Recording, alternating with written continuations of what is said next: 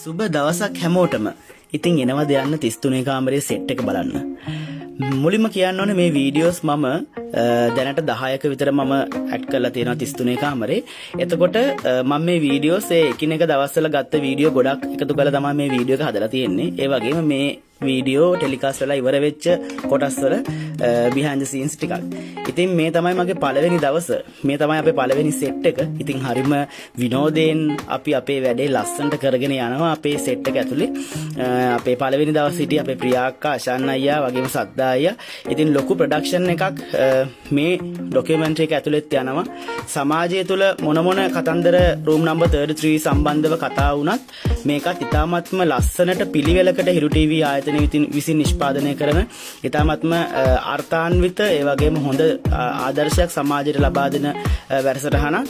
ඉතින් මේක ඇතුළෙත් වැඩ කරනකොට සාමාන්‍ය ටෙලිනාට්‍යයක වගේම ලොකු ප්‍රොඩක්ෂන් එකක් තියෙනවා. ඔයගොල්ලන්ට පේනවා ඇති ලොකු කාර්යයක් දරලා තමයි මේ වැඩසටහන සාර්ථකත්වයේ කරා මේ ටීම් එක අරගෙන යන්නේ. ඉතින් මතක් කරන්න ඕනේ අධ්‍යක්ෂක ප්‍රගීත් මලින්ද රත්නායක අයියා ඒ වගේම ලසිත අයියා ලොකු කැපවීමක් මේ වෙනුවෙන් කරනවා. ඉතින් ඒ වගේම නවකරංගන ශිල්පිනියන්ට මේ ලබා දෙන අවස්ථාවත් හිරු ටීවී මාධ්‍ය ජාලයට අපි බොහොම ස්තුතිවන්ත වෙන්න ඕනේ.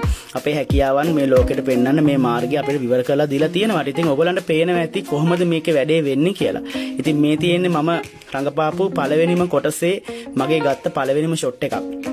ඉතින් එදා නම් පොඩි තිගැස්මකින් තමයි සෙට් එකට ගියේ. නමුත් පස්සේ තේරුණා ඉතාමත්ම හොඳ ටීම් එකක් හිරු ටීවී ප්‍රොඩක්ෂන් ටීම් එක එකා වගේ මේ වැඩේ සාර්ථකත්වයේ වෙනුවෙන් කොච්චරනම් වැඩ කරනවද කියන එක.